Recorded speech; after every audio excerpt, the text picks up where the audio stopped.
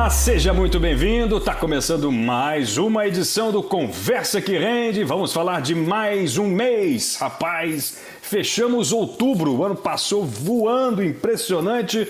Daqui a pouquinho, Papai Noel está batendo na nossa porta, passando pela chaminé e o ano já foi embora. Impressionante. Hoje com a ruiva das finanças, Thaís Souza. Tudo bem, Thaís? Bem-vinda de volta. Tudo ótimo, Rafael. Que bom estar aqui. Obrigada pelo convite, pela oportunidade mais uma vez.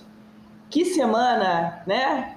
Vamos, essa conversa hoje acho que vai render mais do que normal, hein? Vamos lá. Pois é, mais uma vez o Ibovespa decepciona. Aliás, desde que atingiu a pontuação máxima histórica, a Bolsa Brasileira está sofrendo um bocado para tentar se recuperar, né? O imbróglio fiscal continua assombrando, podemos dizer assim, a renda variável, continua como um dos grandes problemas a serem enfrentados pelo mercado.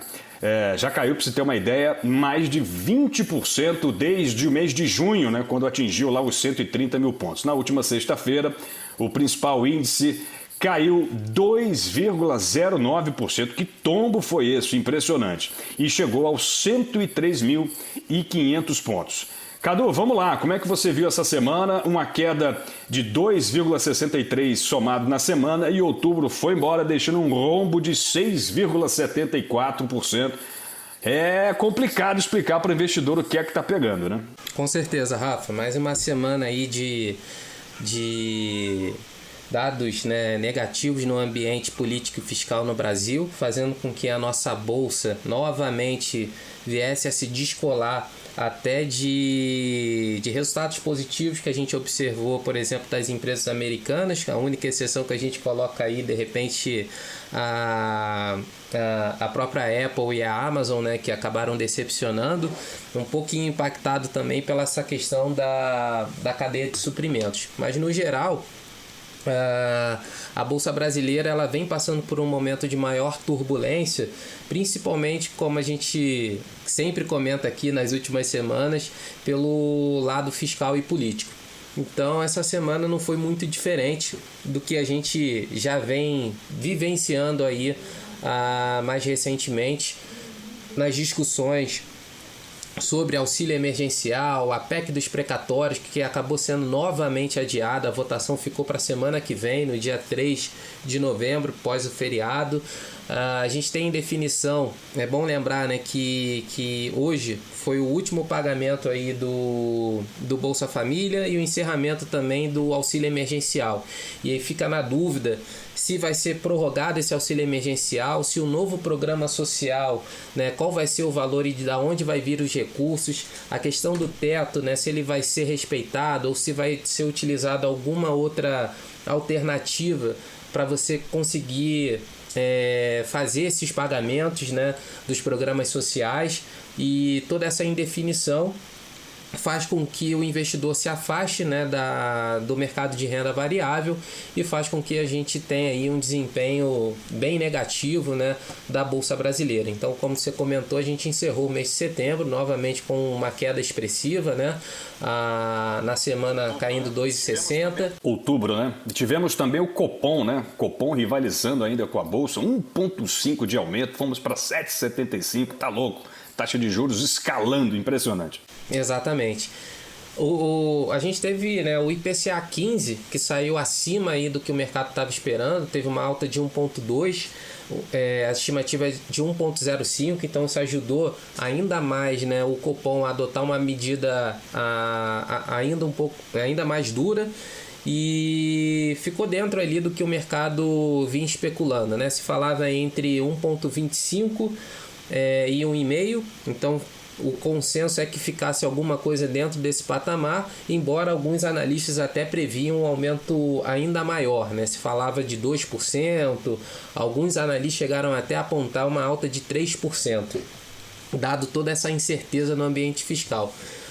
Acabou que o Copom adotou 1,5% de alta, levando a nossa taxa para 7,75%, e deixando claro aí que na próxima reunião, que é no início de dezembro, provavelmente deve ser uma alta da mesma magnitude, né? Eu acho que o principal fator, né, além da questão que a gente vê a inflação ainda persistente, é a incerteza fiscal, o que mais pesa nesse ambiente, fazendo com que a nossa política monetária ela tenha que ser mais rígida. É bom lembrar que a inflação acumulada aí nos últimos 12 meses ela já está chegando, já está acima ali de 2 dígitos, então bem acima do que a gente tinha de previsão lá no início do ano. A gente continua com uma escalada do dólar, o que pressiona ainda mais, né, a inflação, por ser um componente importante em diversas cadeias, e falando principalmente ali na parte de energia, na parte de combustíveis, que é o que tem impulsionado mais a inflação.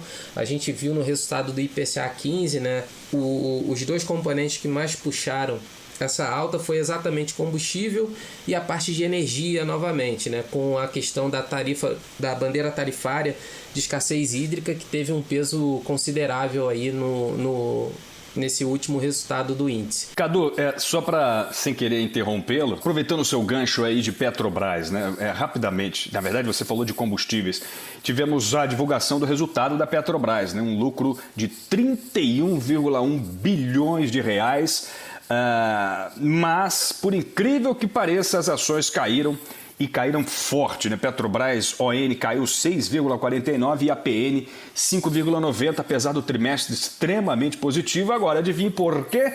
Porque o presidente Jair Bolsonaro afirmou que a companhia deveria lucrar menos, digamos assim, e ter um papel social. Eu não sei se o presidente sabe, né? Mas o principal acionista da Petrobras é o governo, né? Ou seja, o governo está ganhando dinheiro com a Petrobras. E isso não foi bem visto pelo mercado, que derrubou os papéis da petrolífera. Com certeza, e você vê uma contradição, né? A Petrobras ela anunciou um reajuste do preço da gasolina e do diesel, novamente, né? Um aumento de 7% para a gasolina e de 9% para o diesel nas refinarias. E tem toda essa questão também dos caminhoneiros, que tem aí uma greve marcada para o próximo dia 1º de novembro, na segunda-feira, e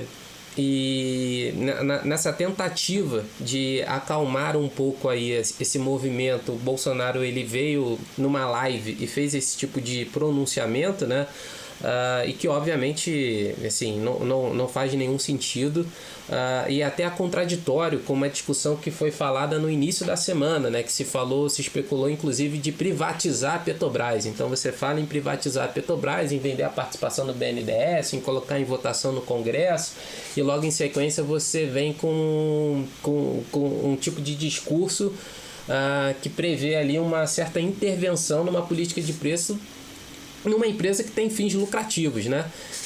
E como você comentou, que o principal acionista acaba sendo a própria União, o próprio governo, então ele acaba sendo o principal beneficiário da lucratividade da empresa.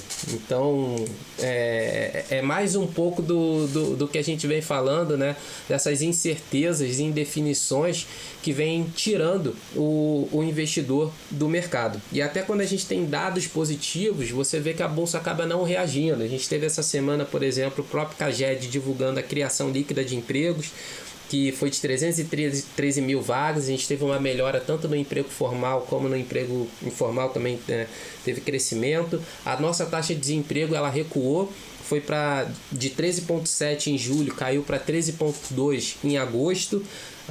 Vem se aproximando ali dos níveis pré-pandemia, embora ainda é um nível de desemprego elevado. E é bom a gente destacar, por mais que a melhora na taxa de desemprego, a gente observa uma queda do nível de salários, isso causado por dois efeitos, né? Primeiro, a oferta de trabalho tem sido sim a níveis mais baixos, e o outro é o próprio efeito da inflação, que corrói, né, o rendimento dos trabalhadores.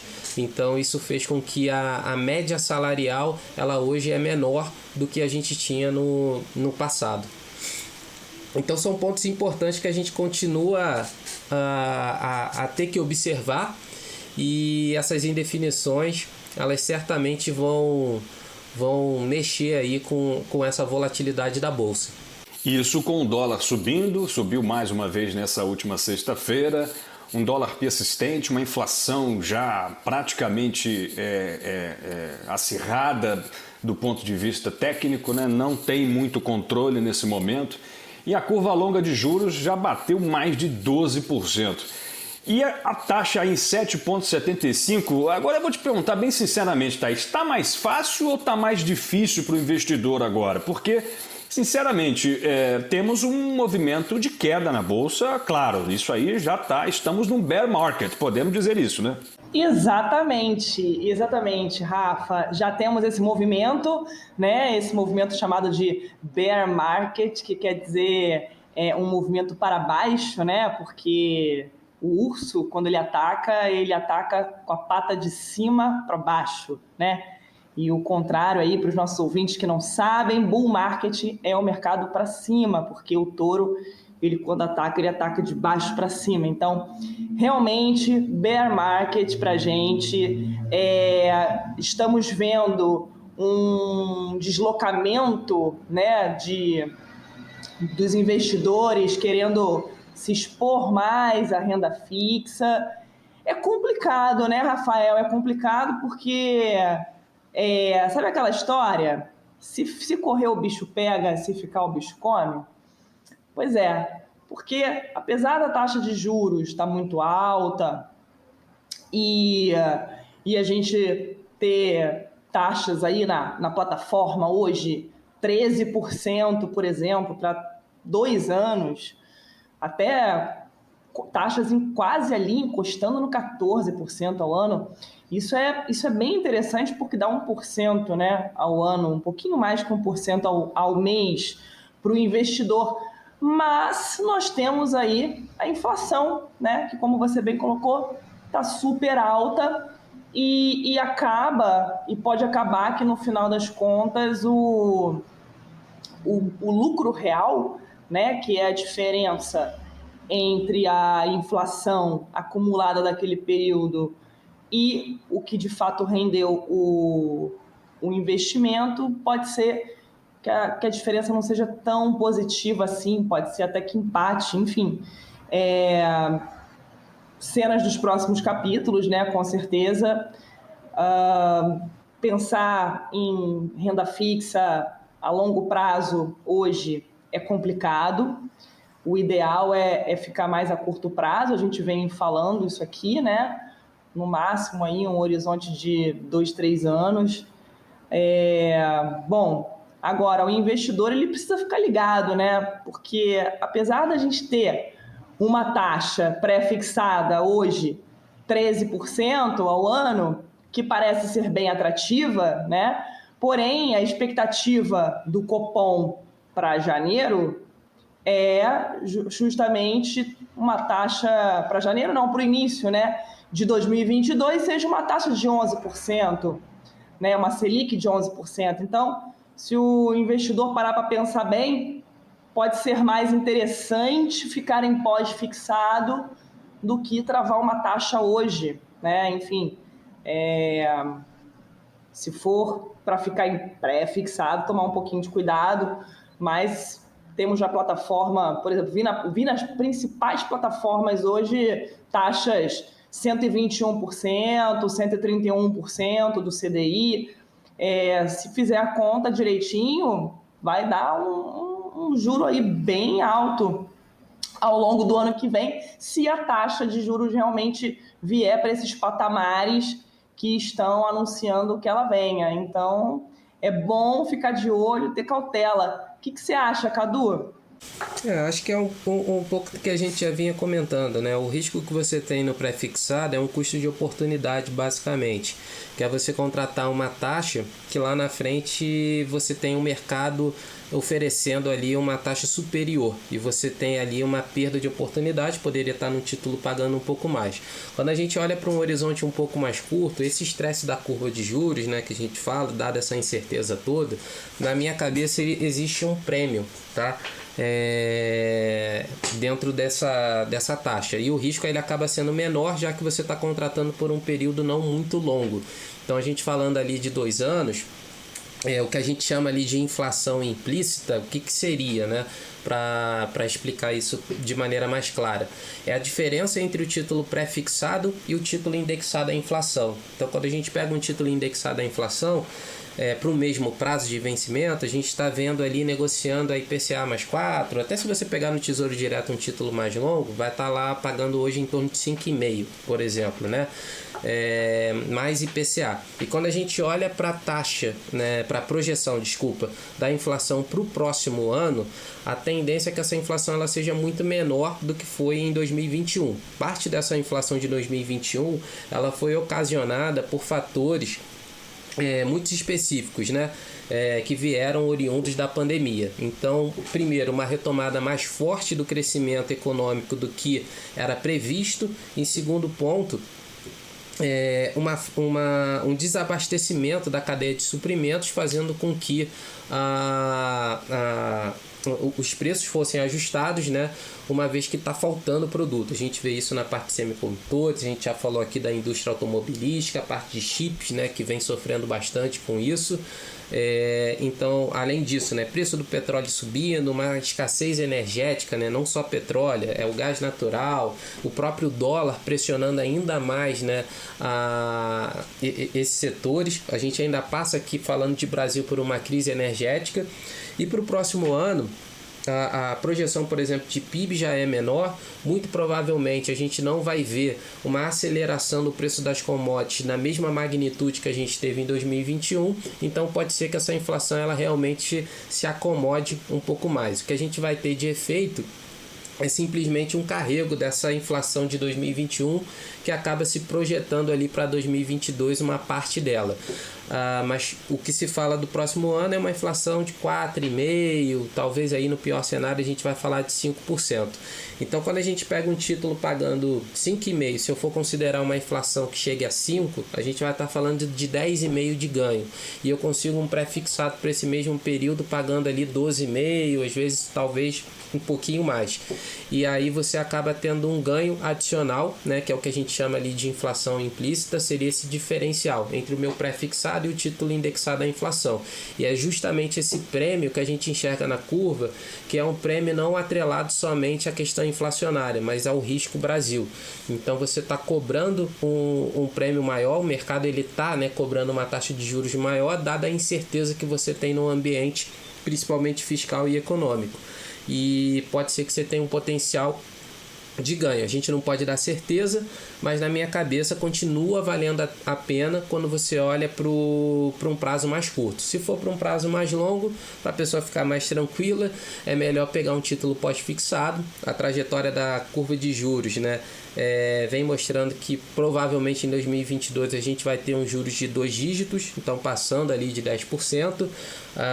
O mercado já projeta na próxima reunião no início de dezembro um aumento de mais 1,5%, o que levaria aí a nossa taxa para o final de 2021 para 9,25%, e talvez o Banco Central mantenha aí essa elevação da taxa de juros ao longo de 2022. Então a gente teria um potencial aí para quem prefere ter um porto seguro, aquele chamado, né, 1% ao mês que a gente tinha lá atrás. Provavelmente a gente pode voltar a ter a partir de 2022 com títulos, como a Thaís comentou, pagando aí 130% de CDI. Você vai estar contratando uma taxa lá na frente em torno aí de 13%, 14% talvez. Eu tendo a concordar com vocês, mas eu penso que especificamente aqui na nossa conjuntura interna tem uma coisa que está pegando, né? Porque, claro, a inflação no mundo, né, ela está realmente num processo de expansão. A gente vê os Estados Unidos aí projetando inflação de 5%, né, coisa inimaginável, por exemplo. Mas a gente tem o componente risco Brasil nisso tudo aí, né? Porque esse problema fiscal, essa insegurança política que temos, isso está custando caro, né? O dólar está nas alturas porque o investidor estrangeiro não vai querer colocar dinheiro numa economia tão combalida, tão instável, onde você tem declarações desastradas, onde você tem um ministro da Economia xingando o colega de burro, por exemplo, né? Enfim, que parece meio descolado da realidade, dizendo que o Brasil vai surpreender todos os analistas no ano que vem, quando os principais bancos, né, estão dizendo, olha, vamos crescer meio, olha, vamos cair menos meio, vai ser uma coisa complicada. Então, eu acho que isso tudo cobra o seu preço, viu, Cadu? Eu acho que o dólar tem um componente fundamental nessa inflação descontrolada que temos hoje em dia, porque, repito, os insumos da cadeia produtiva brasileira, eles são praticamente todos importados. Praticamente não, mas é na faixa de 60% a 62% importados. O combustível está realmente atrelado ao preço internacional. Porém, a gente tem aqui dentro do Brasil uma política expansionista da Petrobras, fazendo com que se encareça também o frete logístico. O Brasil anda sobre o modal rodoviário, que encarece também. Enfim, para mim, a síntese do que está acontecendo foi o que tivemos com a Petrobras, né, que divulgou um lucro trimestral de 30 bilhões. E as ações da empresa caíram 6%. Né? Ou seja, é a interferência, essa política contraditória do ponto de vista do discurso que vem do governo se chocando com a realidade da produção da empresa. Né? Então a gente tem, por exemplo, no mercado ótimas empresas que estão descontadas. Né? O que a gente tem visto, por exemplo, com a Magalu, né? Despencando literalmente, né? Que ela que já foi a queridinha dos grandes investidores. Não que a empresa tenha apresentado resultados ruins, não que ela está em um processo de falência, não, longe disso, né? Mas ela está sofrendo com as incertezas econômicas, né? Com o consumo, com a inflação em alta, com a cadeia produtiva mais cara. Então isso tudo está fazendo com que a nossa bolsa, que já aqui está com uma queda mais acentuada entre as principais do mundo, sofra ainda mais, né? Então eu acho que tem um componente muito específico aqui dentro. E enquanto isso não for resolvido, a gente vai aqui toda semana falar que fechamos no negativo, fechamos no vermelho, política fiscal com problemas. Ou seja, a gente está aqui se repetindo, né, basicamente, mas porque o problema ele não é novo, o problema está se arrastando e a gente não tem uma solução de curto prazo. Eu pelo menos penso dessa maneira. Queria ouvir vocês. Eu vejo duas oportunidades nesse ambiente, né? De maneira geral, tanto no momento de otimismo ou euforia, como em momentos mais de pessimismo, o mercado ele sempre costuma exagerar para os dois lados, né? Então, se a gente olhar no início do ano que se previa, sei lá, taxa de juros abaixo de 4%, inflação abaixo de 4%, todas as projeções foram erradas. Muito provavelmente o que se projeta ali para frente o mercado também deve estar exagerando. É difícil saber exatamente qual o ponto. Uma coisa para mim é muito clara, que é o que você comentou. Se a gente pega, por exemplo, o valor das empresas que a gente tinha ali em junho, vou pegar bem no meio do ano, que é quando a gente estava lá na máxima, que a gente até comentou, de 130 mil pontos, e a gente vê agora para outubro, mais ou menos aí 4 meses depois, se você for olhar a desvalorização que essas empresas sofreram, alguma delas mais de 50%, não faz muito sentido se você for pensar em resultados da empresa. A gente não teve nenhum impacto diretamente na atuação da empresa, no market share, e o que entra é exatamente o que você falou, são as incertezas que afastam o investidor. Isso acaba trazendo oportunidade. Muito provavelmente, né, eu não posso dizer em quanto tempo, mas essas questões elas vão passar. Né? Em algum momento ela vai passar. E as empresas que são resilientes, elas vão mostrar que estão continuando a entregar valor e esse mercado ele volta em algum momento. A gente sempre passa por esse sobe e desce. A Bolsa Brasileira ela é sempre mais instável dado o nosso histórico aqui político que tem essa dinâmica que é sempre um pouco mais complicada quando a gente compara com outros países, mas a gente ainda assim vai andar, né? Pode demorar um pouco mais e tal, é o que a gente comentou nas outras vezes, tem que ser seletivo. Eu vejo tanta oportunidade em renda fixa, vejo oportunidade na própria renda variável e talvez aí no próprio Tesouro, nos próprios títulos públicos, eu acredito que se isso avançar mais um pouquinho, chegar ali os títulos pagando IPCA mais próximo a 6%, já vale a pena comprar, até pensando numa estratégia mais especulativa, que daqui a um tempinho a nossa economia estabiliza de novo, essas taxas reduzem e você tem um prêmio ali que você ganha no próprio PU do título que a gente fala, né? Você vai ganhar no encurtamento da curva de juros. É uma coisa que eu estou começando a olhar e eu acho que pode ser interessante. As taxas já estão bem esticadas, pode ser que estique um pouquinho mais, pode ser um movimento interessante. Então, acho que tem que ficar de olho nessa questão. A dinâmica do próximo ano é complicado pelo lado eleitoral, pela questão fiscal, por todas essas discussões que a gente vê, mas daqui a pouco vai passar. A gente já passou por isso em outros momentos também. A gente já viu isso no início, quando o Lula entrou, a gente viu isso no governo Dilma, a gente viu isso durante Mensalão, a gente viu isso durante Lava Jato.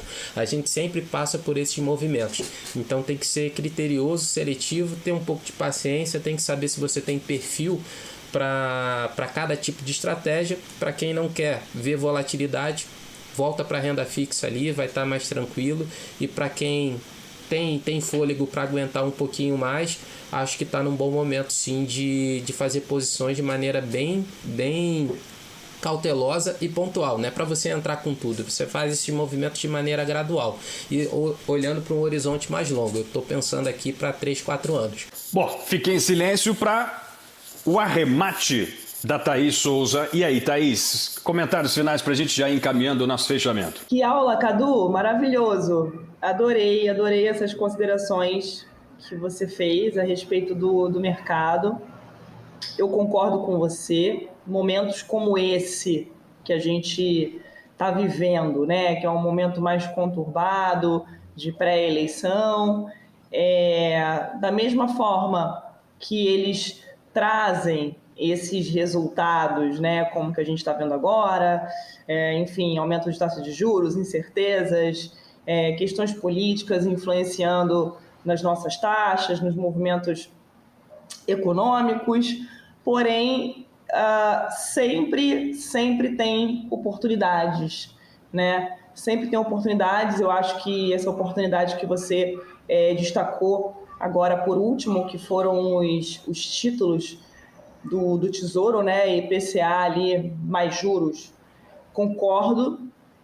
Acho que é importante o investidor ficar de olho, né? Porque a nossa economia ela passa por ciclos, né? Então, a gente está numa fase de aumento de taxa de juros, mas daqui a pouco isso vai passar e a gente vai entrar num novo ciclo de descida dessa taxa novamente. Não sei se a gente chega a 2% novamente, mas ela provavelmente deve baixar em algum momento. A gente não pode precisar quando, né? Então, concordo. E na Bolsa também, né? Tem suas oportunidades, né? Tudo que o investidor hoje ele precisa ter em mente é justamente mente fria, né? Frieza é o nome do jogo, né? Então, frieza, fazer as suas apostas, aquele dinheiro que você conta, aquele dinheiro que você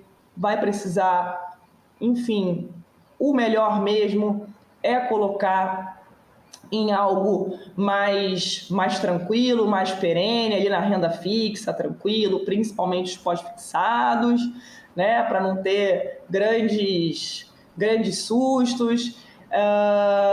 E no mais, pensamento de longo prazo mesmo, né, ter calma, procurar ajuda, procurar bons profissionais, procurar o seu assessor financeiro, ouvir o nosso podcast, procurar informação, se interessar, porque a responsabilidade também é do investidor, né? Apesar dele ter alguém para ajudá-lo, aconselhá-lo, a responsabilidade também é sua, investidor que nos ouve. Então, é isso. Rafael, por favor, faça aí o nosso fechamento com chave de ouro. É isso. Olha, tá complicado. Vamos lá, investidor. Resiliência, diligência e disciplina para a gente ter investimentos inteligentes, não dependendo somente da conjuntura da renda variável. Vamos observar o mercado e as oportunidades que dele surgem.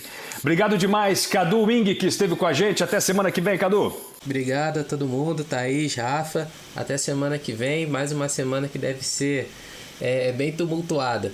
Todo mundo na expectativa da votação da PEC dos precatórios, uma definição em relação ao Auxílio Brasil, tem greve dos caminhoneiros, que a gente vai ver os efeitos E essa disso boca daí. pra lá, Cadu! E falando do mercado externo, semana que vem também tem reunião do FONC nos Estados Unidos. É importante que o FED talvez anuncie o chamado tapering, como a gente vem comentando, que é a redução dos estímulos da recompra de títulos que é feita hoje mensal.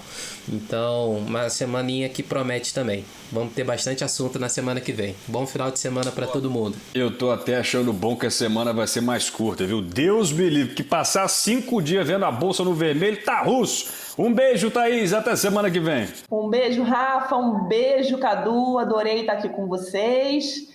E é isso aí, aguenta coração, né?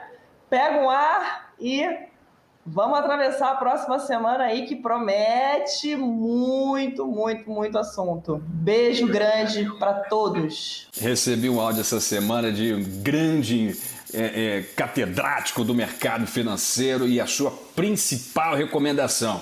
Aí veio o áudio, segura na mão de Deus, porque é o que temos para hoje. Obrigado demais a você que esteve com a gente em mais uma edição de podcast. Não deixe de assinar o nosso Conversa que Rende e aí você vai ter as atualizações automáticas aí no seu dispositivo. Estamos também no Instagram, instagram.com/MacLeod e no LinkedIn, MacLeod Partners. Busque por MacLeod Partners e fique por dentro de tudo que acontece. Muito obrigado a você que esteve com a gente, obrigado pelo prestígio da sua audiência e até a próxima. Tchau, tchau.